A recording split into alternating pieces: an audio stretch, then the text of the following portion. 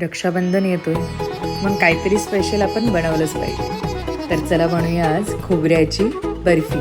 आणि हो बरं का, सुक्या खोबऱ्याची बर्फी बनवतोय आज आपण. त्यासाठी मी एका पातेल्यात 1 तांब्या पाणी ओतलेलं आहे. त्यामध्ये मी घेतलेले आहे 1 वाटी खोबरं आणि बदाम. आता ते झाकण ठेवून आपल्याला फुल फ्लेमवरती आपल्याला बॉईल येतोपर्यंत खोबरं आणि बदाम बॉईल करून घ्यायचं आहे. त्यानंतर एका स्ट्रेनरमध्ये ते काढून घ्यायचं आहे.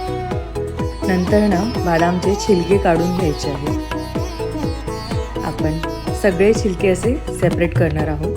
त्यानंतर खोबऱ्याचं पण साल आपण पूर्णपणे काढणार आहोत, कारण की आपल्याला आपली बर्फी जी आहे ती पांढरी शुभ्र अशी बनवायची आहे.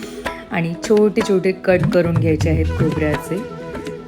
आता ते मिक्सरमध्ये पूर्णपणे त्याची बारीक अशी पावडर करून घ्यायची आहे अशी. नंतर गॅस फुल फ्लेमवरती ठेवून कढईमध्ये 1 चमचा तूप टाकायचं आहे. त्यामध्ये ॲड करायची आहे ती पावडर आणि एक ऑलमोस्ट 5 ते 10 मिनटं आपल्याला ती रोस्ट करायची आहे.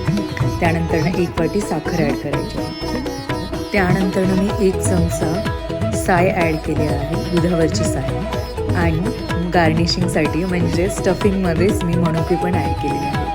आता माझ्याकडे एक छोटासा मोल्ड नव्हता, त्यामुळे मी एक पार्सलचा कंटेनर घेतला आहे. त्यात मी स्टफिंग जे आहे ते पूर्ण सेट करून एक 10 ते 15 मिनटं फ्रीझरमध्ये फ्रीज करून सेट करून ही बर्फी मोल्ड केलेली आहे. कशी वाटली कमेंट करून नक्की सांगा.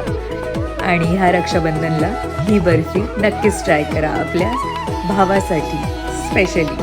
Thank you for watching.